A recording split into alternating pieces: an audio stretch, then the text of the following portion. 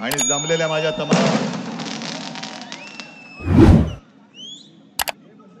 थांबा 4 जूनला वाजवा आणि जमलेल्या माझ्या तमाम देशभक्त बांधवांनो, भगिनींनो आणि मातांनो, संपूर्ण महाराष्ट्रभर फिरतोय आणि कोकण तर माझ्या हक्काचं आहे. रत्नागिरी आहे, सिंधुदुर्ग आहे, तुम्ही सगळी माझी आपली माणसं आहेत. तुमच्या समोर भाषण काय करू आणि तुमच्या समोर प्रचार तरी कशाला करू? कारण आपलं नातं हे मोदी शांसारखं नाहीये, बहुत पुराना रिश्ता. खरंच आमचा बहुत पुराना रिश्ता आहे. फटाके थांबवा ना आता. आपलं खरंच बहुत पुराना रिश्ता आहे. फक्त हात जोडून एक विनंती करतोय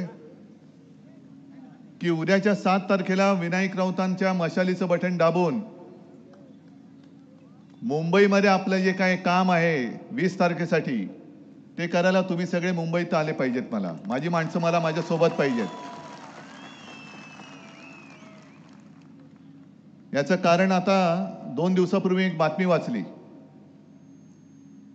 अमित शहा यांच्या गांधीनगरमध्ये त्यांच्या लक्षात आलंय की बरेचशी लोक ही सुट्ट्या लागल्यानं ते पलटायत, नको बाबा हा.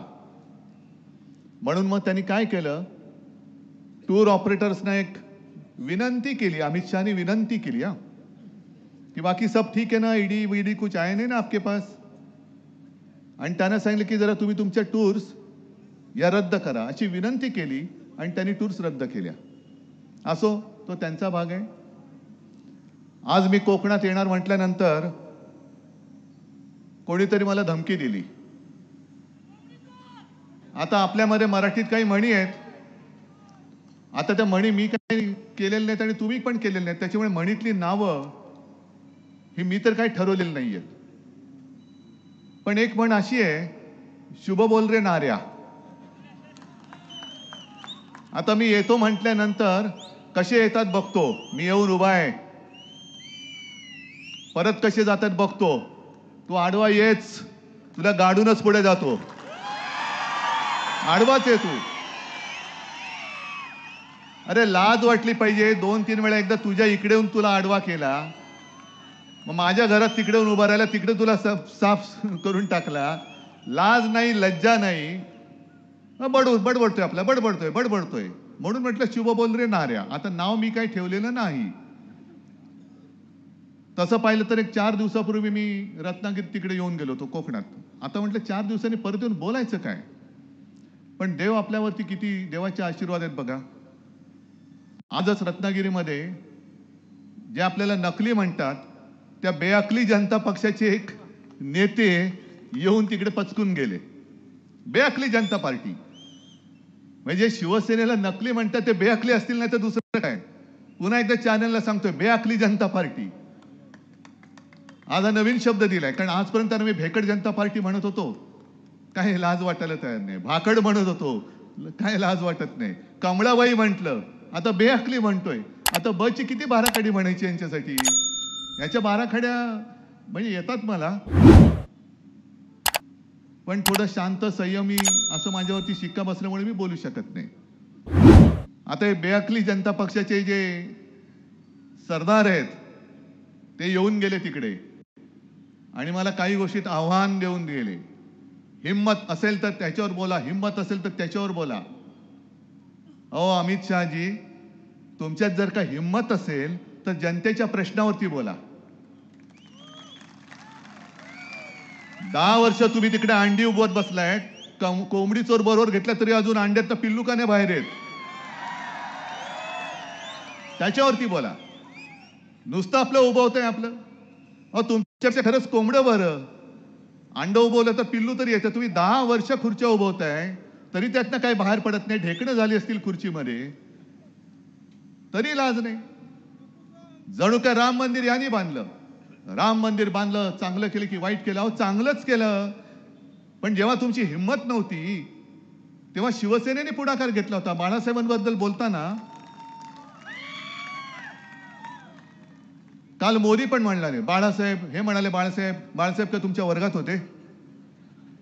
बाळासाहेब काय हिंदू हृदय सम्राट म्हणा, हिंदू हृदय सम्राट शिवसेना प्रमुख बाळासाहेब ठाकरे बोला तुम्ही. हिंदू हृदय सम्राट बोलायला तुमची जीभ अडखळत असेल तर त्या जिभेला सरळ कसं करायचं ही माझी कोकणातली नव्हे संपूर्ण देशातली जनता जाणते. पण राम मंदिर वरती बोलतोच ना. राम मंदिर आम्ही तुम्हाला पाठिंबा दिला. मी मुख्यमंत्री होण्याच्या आधी सुद्धा गेलो होतो, मुख्यमंत्री झाल्यानंतर सुद्धा गेलो. आणि तुमच्यासारखा तुम्ही काढाल तो मुहूर्त हे नाही आम्हाला पटत. आम्ही म्हणू जेव्हा आमच्याकडे आम्हाला वाटेल राम आम्हाला दर्शनाला बोलवतोय उठून आणि जाऊ. 2 वेळा गेलोच. पण मी जाऊन आलो, तुम्ही अजून भवानी मातेच्या मंदिरात का नाही गेला? जय भवानी जय शिवाजी जरा द्या एकदा घोषणा. हा त्यांची तिकडे कडी पातळ झाली पाहिजे एवढ्या जोरात पाहिजे. मला आव्हान देते हिंदुत्वावरती. अहो जेव्हा तुम्ही तिकडे शंकराचार्यानं न घेता भ्रष्टाचाराने घेऊन बसला होता बाजूला. 22 जानेवारी मी तमाम शिवसैनिकांना घेऊन कुठे गेलो होतो? नाशिकच्या काळाराम मंदिरामध्ये. त्या काळाराम मंदिराचा इतिहास माहिती आहे का अमित शहाजी? इतिहास बघा काय आहे. त्या काळाराम मंदिरासाठी ज्या डॉक्टर बाबासाहेब आंबेडकरांनी लिहिलेली घटना तुम्ही बदलायला निघाला आहात, त्या डॉक्टर बाबासाहेब आंबेडकरांनी हा राम माझा सुद्धा आहे, या मंदिरात जाण्याचा हक्क माझा सुद्धा आहे म्हणून आंदोलन करून ते मंदिरात गेले होते. आणि अमित शहाजी तेव्हा सुद्धा तुमच्यासारखे बुरसटलेले गोमूत्रधारी त्यांना विरोध करत होते. मग मी उघडतो यांचं हिंदुत्व हे गोमूत्रधारी हिंदुत्व आहे. आमचं हिंदुत्व हे सुधारणावादी हिंदुत्व आहे. आमचं हिंदुत्व हे देवळात घंटा बडवणारं नाहीये, अतिरेक्यांना बडवणारं हिंदुत्व आहे. तुम्ही काय तुमच्याकडनं शिकायचं? तुम्ही काळाराम मंदिराचं महत्व तुम्हाला माहिती नसेल. माहिती नसताना मी जाईन म्हटल्याबरोबर मोदी गेले होते तिकडे झाडलोट करायला. नाही फोटो आले होते की नाही तुम्ही सांगा. आणि आज तुम्ही आमच्यावरती म्हणजे काय सगळं व्यवस्थित चाललंय तर फक्त काड्या घालायच्या. सभेत बोललोय मुख्यमंत्री असताना तुम्ही काढा पुरावा आणि ऐका. पण सावरकरांवरती मला बोलायला सांगताय. मग अमित शहाजी तुम्ही श्यामाप्रसाद मुखर्जींवरती बोला. कारण कोणालाच माहिती नाहीये श्यामाप्रसाद मुखर्जी म्हणजे ज्यांनी जनसंघ स्थापन केला म्हणजे राजकारणातले बाप यांचे. आणि 1940च्या सुमारास बंगालमध्ये ज्या मुस्लिम लीगने भारताची फाळणी मागितली होती त्या मुस्लिम लीग बरोबर फजलुल हक मंत्रिमंडळ स्थापन केलं होतं तिकडे बंगालमध्ये. 11 महिने त्यांच्या मंत्रिमंडळात मुस्लिम लीगच्या मांडी लावून तुमचे राजकीय बाप सत्तेत बसले होते. त्याच्याबद्दल बोला. काँग्रेस जेव्हा लढत होती चले जाओचा नारा दिला 42 साली गांधीजींनी, तेव्हा तुमचेच श्यामाप्रसाद मुखर्जी यांनी तिथल्या गव्हर्नरला पत्र लिहिलं होतं की आम्ही इंग्रजांना पाठिंबा देतो का त्यांच्यासाठी नाही पण इकडे चांगली कायदा सुव्यवस्था आणण्यासाठी इंग्रजांना पाठिंबा देतो म्हणून चले जाओ चळवळ कशी वाईट आहे तिला कसं ठेचलं पाहिजे हे तुमच्या श्यामाप्रसाद मुखर्जींनी लिहिलं होतं. ते का नाही बोलत? पण एवढं सगळं मुलात जाऊन बोलण्यापेक्षा तुम्ही 10 वर्ष काय केलं तेवढं फक्त बोला. आज दुर्दैव असं की इकडे सुद्धा काही आले असतील. मी भारतीय जनता पक्षाच्या त्या पिढीच्या विरोधात नाहीये जे खरोखर निष्ठावान काहीतरी नीतिमत्ता विचारसरणी त्यांच्याकडे आहे. त्या भारतीय जनता पक्षांच्या कार्यकर्त्यांबद्दल आणि त्या कुटुंबियांबद्दल आज सुद्धा माझ्या मनामध्ये आस्था आहे. त्या संघाच्या कार्यकर्त्यांबद्दल आज सुद्धा माझ्या मनात आस्था आहे. पण त्यांच्या मनात जो प्रश्न आहे की अरे काय वेळ आली, कमळाला मळाचा प्रचार करायला लागतोय. हातात कमळ आणि कोणाच्या मळ शी. मग एका बाजूला विनायक दुसऱ्या बाजूला खलनायक. बरं खलनायक कमी पडत असेल तर चिखलनायक. काय ही भारतीय जनता पक्षाची म्हणजे बोगस भागड काय भेकड म्हणतो मी एवढ्यासाठी म्हणतोय की मध्ये मोदीजींनी एक सांगितलं की काँग्रेसचा जाहीरनामा कसा आहे. अहो तुमचा जाहीरनामा तुम्ही पहिला वाचलात का? आता काय झालंय मोदी सरकार नाही राहिलं, हे गजनी सरकार झालेलं आहे. हे गजनी सरकार आहे. तुम्ही 2014चा तुमचा जाहीरनामा काढा, थापानामा 19चा काढा आणि काय काय नाही केलं ते का नाही केलं हे लोक सांगा. पण मोदी आता काय देशाचे प्रश्न विसरून गेलेत आणि मग काँग्रेस काय करणार? ज्यांची मुलं जास्त आहेत त्यांना तुमची संपत्ती काढून देणार. अहो, तुम्हाला राजकारणात मुलं नाही होत, आम्ही काय करू शकतो? आमचा काय दोष आहे? म्हणून आमची मुलं तुम्हाला कडेवर घ्यावी लागतात. पण ते करताना भाजपचं काय झालंय, ती कचरा उचलण्याची गाडी येते ना गावात, कचरा जो आपण घराबाहेर टाकतो तो कचरा उचलतात, गाडीत टाकतात. आणि आता निवडणुकीमध्ये असं मी कुठे पाहिलेलंच नव्हतं, ते पहिल्या प्रथम बघतोय, कचऱ्याचं प्रदर्शन लावलंय. सगळे कचरे. ज्याला बाळासाहेबांनी गेट आउट सांगितलं होतं आज तो तुमचा इथला उमेदवार आहे. हीच मस्ती होती त्यावेळेला. तुला बघून घेतो, तुझं अमुक करून घेतो. काय घेतोस तू? जा घे, काय करायचं कर, गेट आउट. आणि कोणाला धमक्या देतोस? या धमक्यांना कोकणवासियांनी कधीच गाडून टाकलेले. तो काळ तुम्ही आठवा. 2005 पर्यंत यांची मस्ती होती आणि ती पोटनिवडणूक संपूर्ण दहशतीच्या एक सावट होतं. मी स्वतः इकडे 8-10 दिवस राहिलो होतो. गाव, वाड्या, वस्त्या, पाड्यांमध्ये जात होतो आणि तिथली सगळी कोकणवासी म्हणजे तुमच्यापैकीच काही लोक मला आजही आठवते. मी गाडीत बसल्यानंतर धावत आले आणि मला सांगितलं, उद्धवजी एक काम करा, आम्ही सगळे तुमच्या बरोबर होतो, पण इकडे ना कोणतरी लढणारा माणूस द्या. बघा तुम्ही आज गेलात ना, तो उद्या हे काय करतील सांगता येत नाही. आमची मुलं बाळं मुली यांना इकडनं यावं जावं लागतं, हे काय करतील हे सांगता येत नाही. मग त्याच्यानंतर वैभव उभा राहिला, विनायक उभे राहिले, तुम्ही त्याच्यासोबत उभे राहिलात, सगळी माझी मंडळी, सतीश वगैरे सगळे, संदेश आहेत, सगळे उभे राहिले. आणि ती जी एक मालिका होती, मग ती श्रीधर नायकांपासून सुरू झाली होती. सत्यविजय भिसे, आमचा रमेश गोवेकर, असा एक दिवस गायब. अंकुश राणे, ही सगळी मालिका तुम्हाला माहिती आहे. कसं कसं घडलं. हत्या झाली, पळवला गेलाय, कोणी पळवलं तेच माहिती नाही. असं होऊ शकतं काय? भुताटकी आहे? आणि अमित शहाना हे काय माहिती नाही? आता राणेला मत म्हणजे मोदींना मत असं म्हणत असतील तर ह्या गुंडगिरीला मत म्हणजे मोदींना मत असं तुम्हाला म्हणायचं? या हत्या झाल्या कशा? आहेत ना तुमच्याकडे केंद्रीय गृहमंत्री आहात तुम्ही. या हत्यांचा शोध तुम्ही लावा ना, पण मिळणारच नाही, धागेदोरी मिळणार नाही. जो जो तुमच्या भाजपात आला तो तुमच्या वॉशिंग मशीन मध्ये धुवून चकाचक झाला असं तुम्हाला जरी वाटत असेल तरी जनतेच्या डोळ्यामध्ये त्यांनी केलेली पाप ही आज सुद्धा कायम आहेत. आज सुद्धा कायम आहे. आणि इथल्या उमेदवाराला सुद्धा त्यांच्या सांगतोय की उगाच काहीतरी वाटेल ते बडबडू नको. आणि मी तुम्हाला सगळ्या कोकणवासियांना आवाहन करतोय, म्हणजे विनंती करतोय, उमेदवार निवडायचा ना, ठीक आहे. मी आता सध्या म्हणतो विनायक राऊतांचा आत्ता विचार न करता मी तुम्हाला सांगतोय ते करा आणि मग तुम्ही मत द्या.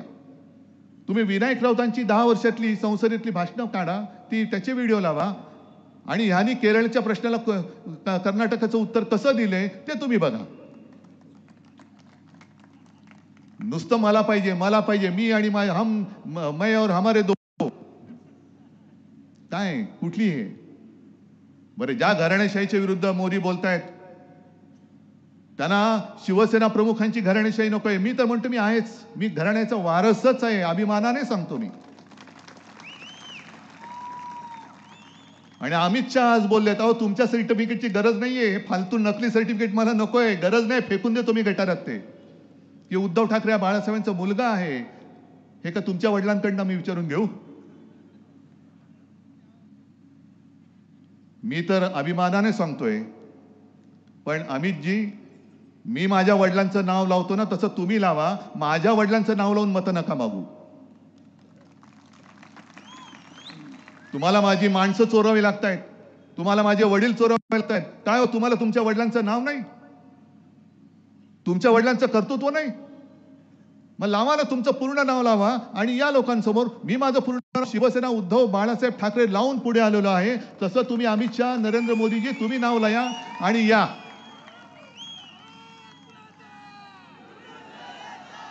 पण संपूर्ण देश तुम्ही नाचून टाकतात.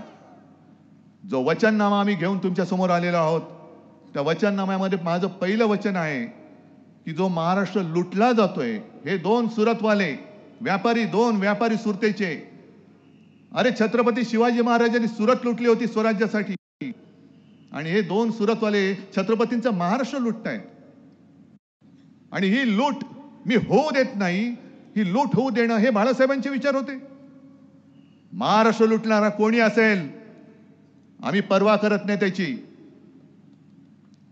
महाराष्ट्राच्या आड जर याल तर याद राखा तुम्ही असाल तुमच्या घरचे, पण माझ्या महाराष्ट्राच्या वाटेला जाऊ नका.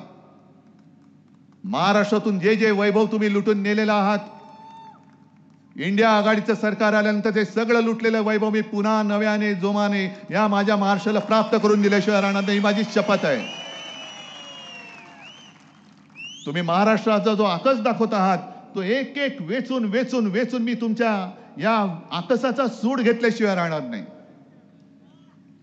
मोदीजी मध्ये ते नेव्ही दिनासाठी आले होते, संकटात तर कधी आलेच नाहीत. ना अमित शहा आले ना नरेंद्र मोदी आले. इकडे सगळे तोक्ते आले, निसर्ग आलं, मध्ये आणखीन काही काही वादळं आली. काजूला हमी भाव नाही पण गद्दाराला हमी भाव आहे. असं निवडणुकीत तुम्ही कधी वचन दिलं की गद्दाराला आम्ही लवकरच हमी भाव देऊ? नाही, आधी तुम्ही भाव देता, मग तुम्ही त्यांना घेऊन मग त्यांना निवडणुकीत उभं करता. मग 10 वर्ष तुम्ही सत्ता भोगताय, विनायक राऊत तिकडे कंठशोष करतायत, काजूला हमी भाव द्या, हमी भाव द्या, हमी भाव द्या, तरी हमी भाव देत नाहीत. पण मोदीजी आले, सिंधुदुर्गात आले, मला वाटलं काहीतरी मोठी घोषणा करून जातील, पण घोषणा केलीच नाही.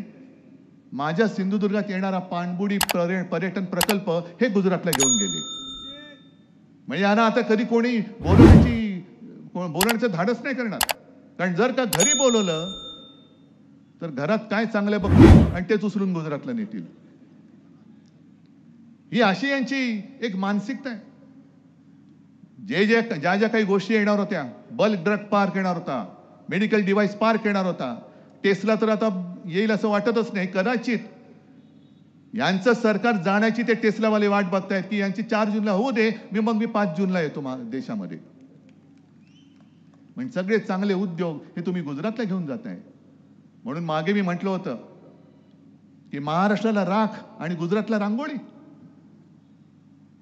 मग आज अमित शहा मी तुम्हाला आव्हान देतोय, परत उद्या या आणि कोकणात येऊन सांगा बारसूची रिफायनरी मी होऊ देणार नाही. मी तर होऊ देणारच नाहीये, मी तर होऊच देणार नाहीये. पण अमित शहामध्ये जर हिम्मत असेल, हिम्मत आणि अमित शहा हा शब्द विरुद्धार्थी आहे मला माहिती आहे, पण तरी सुद्धा हिम्मत असेल तर या आणि सांगा बारसूला मी रिफायनरी होऊ देत नाही. पण जैतापूर आमच्या माथ्यावर मारायचं, नाणार आमच्या माथ्यावर मारायचं, पुन्हा बारसू मारायचं, जेणेकरून माझं सुंदर जे निसर्ग संपन्न कोकण आहे त्याचं पर्यटन मारून टाकायचं, निसर्ग मारून टाकायचं. आणि जांभा दगडाच्या खाणीवरती ह्या त्या परप्रांतीयांचा डोळा आहे. जैतापूरची सुद्धा जी काही मी नावं पाहिली, जमिनी कोणी खरेदी केल्या, सगळे यांचे बगल बच्चे.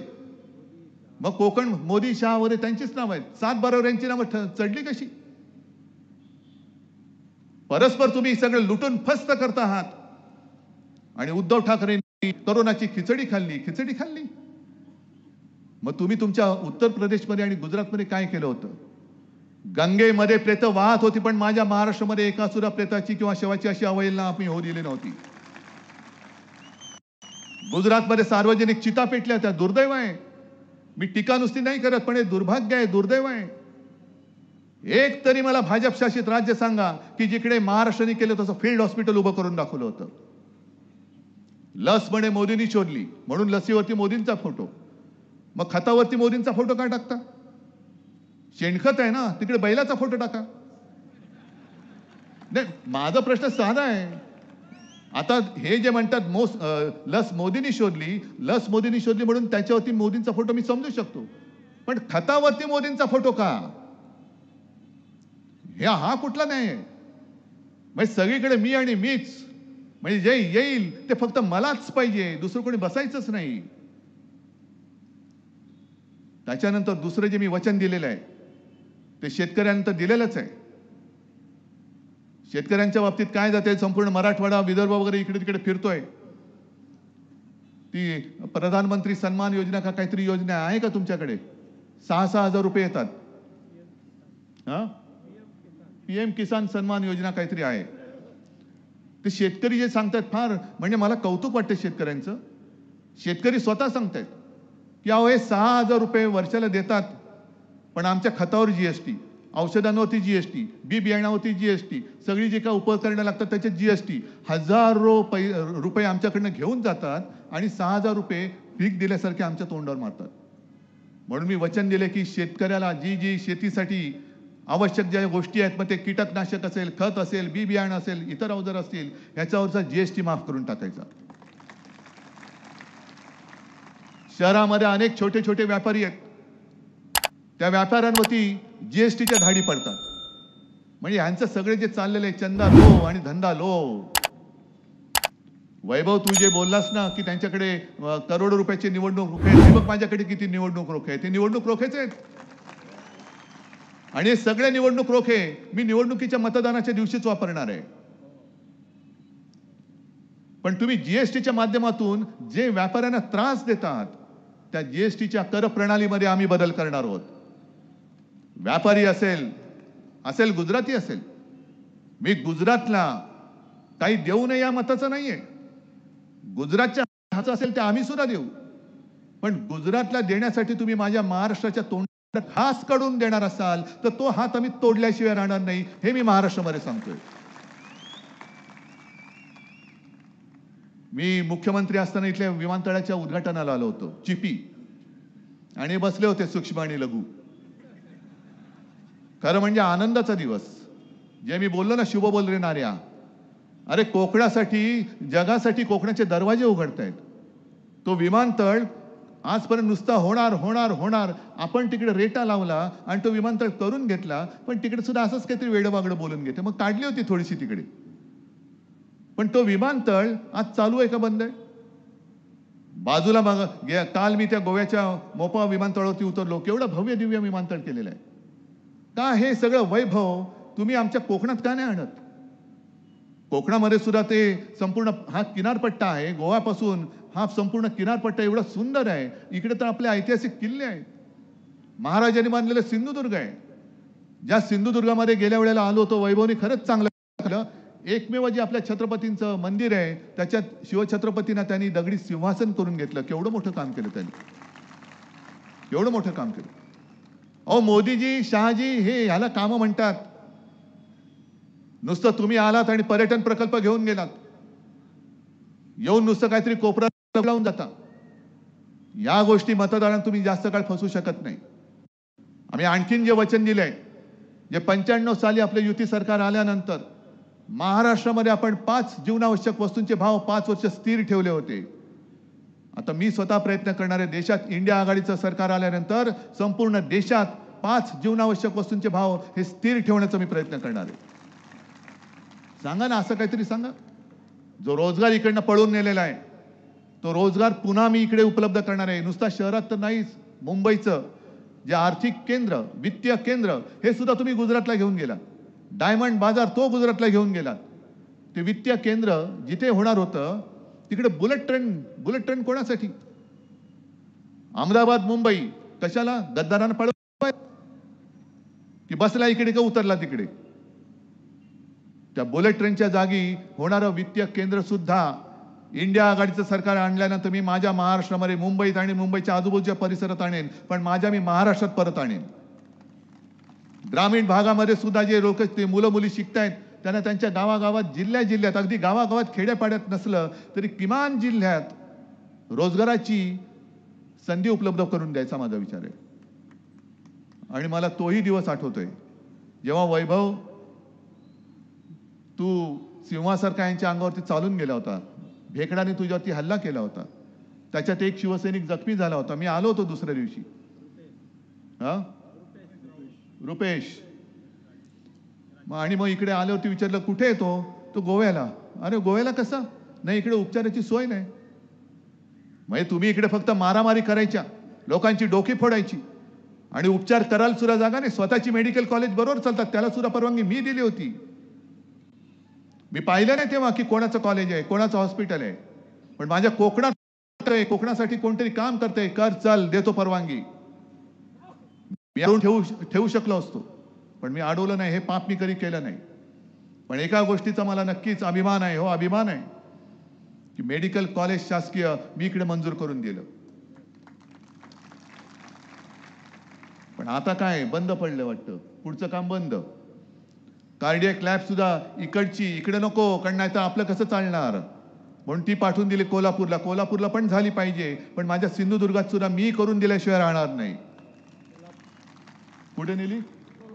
कोल्हापूर ना, तेच इथून हलवली त्यांनी. कार्डियक लॅब तुम्ही हलवता, तुमच्या धंद्या आरोग्याची सेवा हा धंदा करता तुम्ही. काही ज्या गोष्टी आहेत ना, म्हणून मी अमित शहाना सांगतोय, तुम्ही सांगा या इकडे आणि मला हिंमत विचारताना बाजूबाजूला बसूया, जनतेसमोर फैसला होऊया. तुम्ही 2014 साली जेव्हा आलात तेव्हा पेट्रोलची किंमत काय होती, आज काय झाली, डिझेलची काय होती, आज काय झाले, गॅसची काय होती, आज काय झाले, सगळ्या गोष्टी काढा. तुम्ही 2 कोटी लोकांना, तरुणांना दरवर्षी नोकरी देणार होता, किती जणांना मिळाले? एक सुद्धा नाही. पण यांच्या जाहिराती जोरात आहेत. म्हणजे 8,000 कोटी 10,000 कोटी हे निवडणूक रोख्यांच्या माध्यमातून यांनी जमवलेच. पण न्यायालयाने जर का यांचं भांड फोडलं नसतं तर निकालाच्या आधी आणखीन 10,000 कोटींची रोखे छापण्याची परवानगी या बोगस, भेकड, भाकड जनता पक्षाच्या सरकारने दिली होती. हे सगळं काय आम्हाला कळत नाही? आज संपूर्ण महाराष्ट्रच नाही, संपूर्ण देश तुमच्या गॅरंटीच्या जाहिरातीने बरबटून तुम्ही टाकलेला आहात. कसली गॅरंटी? कुठून आणली ती कुठून आणला था पैसा? सगळीकडे मोदी गॅरंटी, मोदी गॅरंटी. कसली गॅरंटी? की वाटेल तेवढा पैसा खा आणि भाजपात या, काही होणार नाही, मोदी गॅरंटी है. अरे बेटा आ जाओ, कितना खाया तूने? 50 करोड़. अच्छा चलो इसको नगर सेवक बनाओ. कितना खाया? 500 करोड़. हाँ इसको जरा मंत्री बनाओ. कितना खाया? 70,000. अरे अरे इसको तो साला उपमुख्यमंत्री बनाओ. म्हणजे खरंच लाज वाटते हो मला, खरंच लाज वाटते. म्हणजे जी आपल्या महाराष्ट्राची परंपरा आहे ती काय? शुरामी वंदिले. आणि भाजपची परंपरा आता झाली चोरामी वंदिले. चोर जेवढा मोठा तेवढं यांचं लोटांगण मोठं, घालील लोटांगण चोराच्या समोर. प्रश्न आम्हाला नाहीये, प्रश्न तुम्हाला आहे. तुम्हाला म्हणजे तुम्हाला नाही, मोदी शहा आणि भाकड जनता पक्षाला आहे. मी भाकड भेकड का म्हणतोय? भाकड एवढ्यासाठी म्हणतोय कारण यांनी त्यांच्या पक्षाचं नेतृत्वच उभं करू शकले नाहीत. यांना सगळी बाहेरची माणसं घ्यावी लागतात, म्हणून त्यांना मी भाकड म्हणतोय. भेकड का म्हणतोय? कारण स्वतःच्या हिमतीवरती यांच्याकडे कार्यकर्ते नाहीत. मैदानात लढाईला या म्हटलं तर यांचे घरगडी जे आहेत, ईडी, इन्कम टॅक्स, सीबीआय, त्यांना पुढे पाठवून त्यांच्या आडूने दमदाटी करतात, म्हणून हे भेकड आहेत, म्हणून हे भेकड आहेत. नाही तर तुम्हाला वाटेल मी उगाच काहीतरी त्राग्याने काहीतरी बोलतोय. त्राग्याने नाही मी कधी बोलत. मी बोलतो ते नेहमी सत्याच्या आधारावरती बोलतो. आता त्यांच्या समोर असाच आहे की 4 जून जेव्हा उजाडेल आणि इंडिया आघाडीचं सरकार 300 पेक्षा जास्त जागा मिळून तिकडे दिल्लीत विराजमान होईल. लिहून ठेवा तुम्ही. तुम्हालाच खोटं वाटते की काय? तुम्ही तेही दिवस आठवा की ज्या काळात संपूर्ण देशात भारतीय जनता पक्षाचे फक्त 2 खासदार होते, 2. आणि तेव्हा त्यांना जवळ करायला कोणीही तयार नव्हतं, कोणी नव्हतं. कारण गोमूत्राचा एवढा वास यायचा, कोणी नको शे. पण आम्ही हिंदुत्वासाठी त्यांना जवळ घेतलं, कारण आमचं हिंदुत्व हे राष्ट्रीयत्व आहे. आणि आम्हाला असं वाटलं की आपले हिंदुत्वाचे विचार मिळतायत, पण यांचं हिंदुत्व हे बोगस निघालं, हे गोमूत्रधारी निघालं. आणि आमचं आपलं हिंदुत्व हे राष्ट्रीयत्व आहे. तेव्हा 2 खासदार होते, पण आम्ही लढत राहिलो, आपण सगळे लढत राहिलो. अब की बार. अरे बार आपटले तरी अब की बार. आणि कोणालाच कळलं नाही.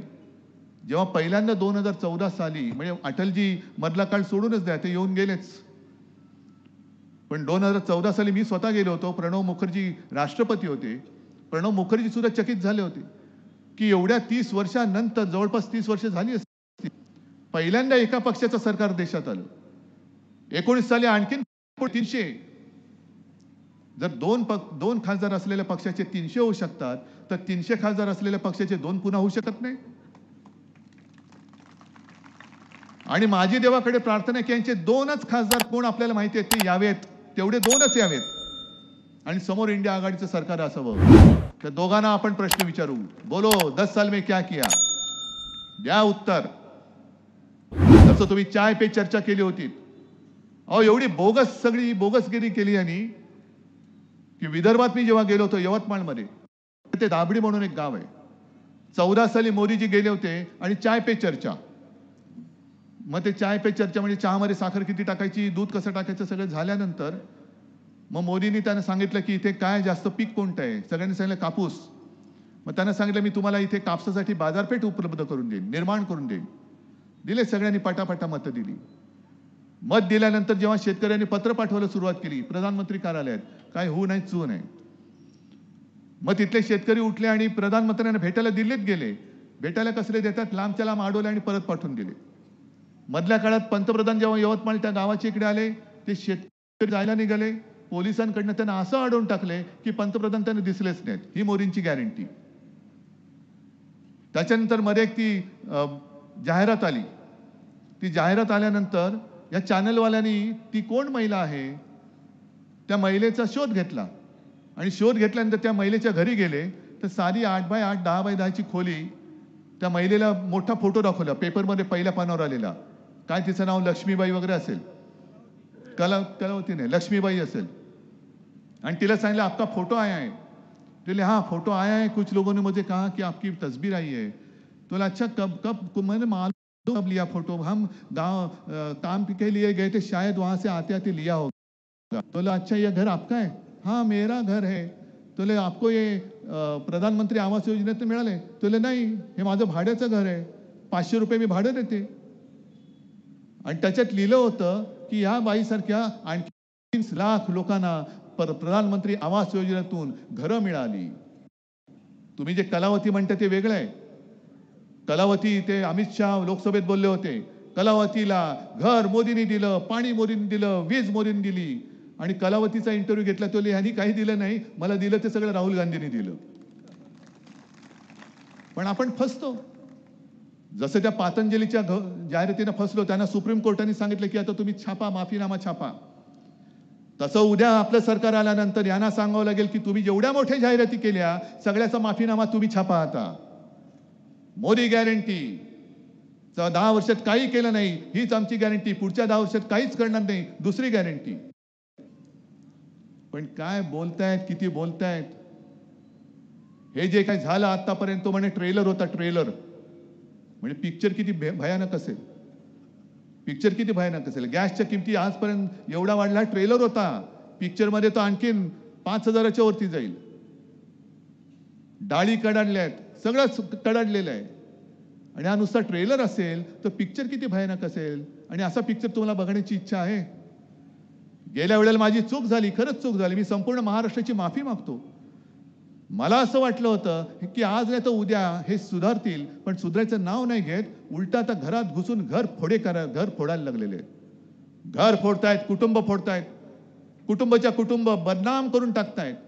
आणि सगळे महाराष्ट्राच्या बाहेरून आलेल्यांचे चेले चपाटे, यांना लाज नाही, लज्जा नाही. स्वतःचे व्हिडिओ बाहेर आल्यानंतर हे दुसऱ्यांची बदनामी करतायत. आणि बदनाम केल्यानंतर स्वतःच्या पक्षात घेऊन हे तुम्हाला त्यांचे प्रतिनिधी, ह्यांना मत म्हणजे मोदींना मत. किती वाईट प्रकारे हे सगळं चाललेलं आहे. त्या सुधीर मुनगंटीवारांचं एक ते भाष्य, त्यांनी त्यांच्या प्रचाराच्या सभेत मोदींच्या व्यासपीठावर, मोदी असतील नसतील मी बघितलं नाही, पण आपण रक्षाबंधन, भाऊबीज, बहीण भावाचं नातं किती पवित्र मानतो. मोदीने आमच्या गद्दार त्या ताईकडनं राखी बांधून घेतली होती. नंतर त्या राखीचं काय झालं माहित नाही, कारण तिकीटच कट केलं. तर नागेश तो आपल्या तुमच्या बाजूच्या वॉर्डातल्या संजय देशमुखच्या इथल्या. पण त्या मुनगंटीवाराने तुम्ही व्हिडिओ तर जरूर बघा. बहीण भावाच्या नात्यावरती एवढं विकृत बिभत्स जी या भाकड बेअक्कली जनता पक्षाची मानसिकता आहे ती त्या सुधीर मुनगंटीवारांच्या तोंडातून बाहेर पडले. मुद्दामून बघा. आणि अशी मानसिकता असलेली माणसं ही आपल्या देशाची राज्य करते. हे देशाला नव्हे जगाला आपल्याला नाव सांगायला लाज वाटायला पाहिजे. आपण ही अशी सगळी मानसिकतेची माणसं सडलेली कुजलेली. म्हणून मी इथल्या भाजपच्या त्या लोकांना सांगतोय, संघाच्या त्या लोकांना सांगतोय, अजूनही आपण ज्या हिंदुत्वासाठी एकत्र आलेलो आहोत ते हिंदुत्व मी सोडलेलं नाही. माझ्यावरती झालेले ते जे काही संस्कार आहेत ते मी सोडलेले नाहीत. आणि मला असं वाटतं आपण आलो होतो तर त्या हिंदुत्वासाठी एकत्र आलो होतो, यांच्या या हिंदुत्वासाठी नाही. हे सगळं हडप हडप हडप मी आणि मीच, म्हणजे मी 14 साली पंतप्रधान झालो, 19ला पण होणार, 24ला होणार, 47ला होणार. अरे बाबा थांब, कुठेतरी ब्रेक मार, आपटशील कुठेतरी. तर त्यांना सुद्धा सांगतोय की हे जे काही संकट आहे, हुकुमशाहीचं जे संकट आहे, हे संकट केवळ आमच्यावरती नाही, तुमच्यावरती सुद्धा आहे. आणि यांना जी घटना बदलायची आहे, डॉक्टर बाबासाहेब आंबेडकरांनी लिहिलेली घटना, ती एवढ्यासाठी बदलायची आहे की एक साधा माणूस दलित कुटुंबात जन्मलेला, तो एवढा बुद्धिमान, आणि त्यांनी लिहिलेली घटना आम्ही मानायची. हेच ते मी बुरसटलेलं गोमूत्रधारी हिंदुत्व म्हणतो ते. हे एका दलित कुटुंबात जन्मलेल्या साध्या माणसाने पण बुद्धिमत्तेने अफाट असणाऱ्या त्या महामानवाने लिहिलेली घटना यांना बदलून टाकायचंय, म्हणून यांना 400 पार पाहिजे. तर एक बरं आहे की हे जेव्हा 400 पार म्हणतात तेव्हा लोक काय म्हणतात? अरे मोठ्याने बोला ना, तडीपार. आणि त्यांना आता तडीपार केल्याशिवाय आता शांत बसायचं नाही.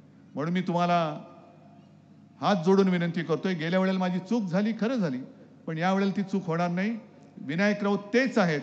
गरजा हिंदुस्तान चॅनलला सबस्क्राईब करा. आता ही मशाल भडकलेली आहे, आणि ताज्या घडामोडी जाणून घेण्यासाठी बेल आयकॉनवर प्रेस करा. चोरला असाल, पण त्यांनी दुसरा जो एक कट केला की शिवसेना आणि कोकण, शिवसेना आणि सिंधुदुर्ग हे घट्ट असलेलं नातं त्यांनी इथून धनुष्यबाणच गायब करून शिवसेना तुमच्या मनातनं, हृदयातनं काढण्याचा प्रयत्न करतात. मान्य आहे तुम्हाला? आजपर्यंत आम्ही तुम्हाला साथ दिली, आजपर्यंत आम्ही तुमचं कमळ हातात धरलं होतं, तेव्हा सुखावलात. मशालीची धग काय असते ते बघा. आणि ती मशालीची धग जरा मला इथे सुद्धा बघायची. तुमच्या मनात जर मशाली पेटलेल्या असतील तर काल मी कोल्हापूरमध्ये सांगितलं तेच करतो. मोबाईलचे टॉर्च जरा ऑन करून दाखवा, मशाली दाखवा, आणि ते गाणं लाव, मुद्दाम लाव, जय भवानी जय शिवाजी आम्ही बोलणार. बघा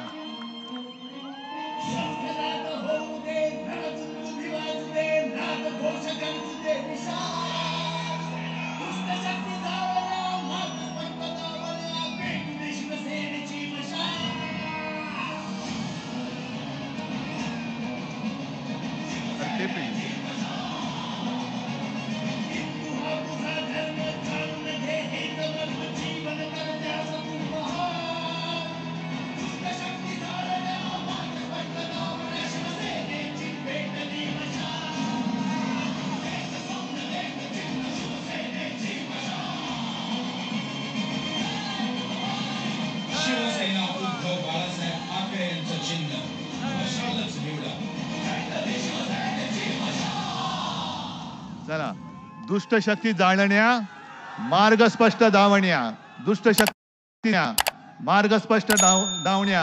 आता आमची पेटली आहे मशाल, आणि हा महाराष्ट्र शाहू फुले आंबेडकरांचा आहे, शहा मोदी अदानीचा नाही. जय हिंद, जय महाराष्ट्र. गरजा हिंदुस्तान चॅनलला सबस्क्राईब करा आणि ताज्या घडामोडी जाणून घेण्यासाठी बेल आयकॉनवर प्रेस करा.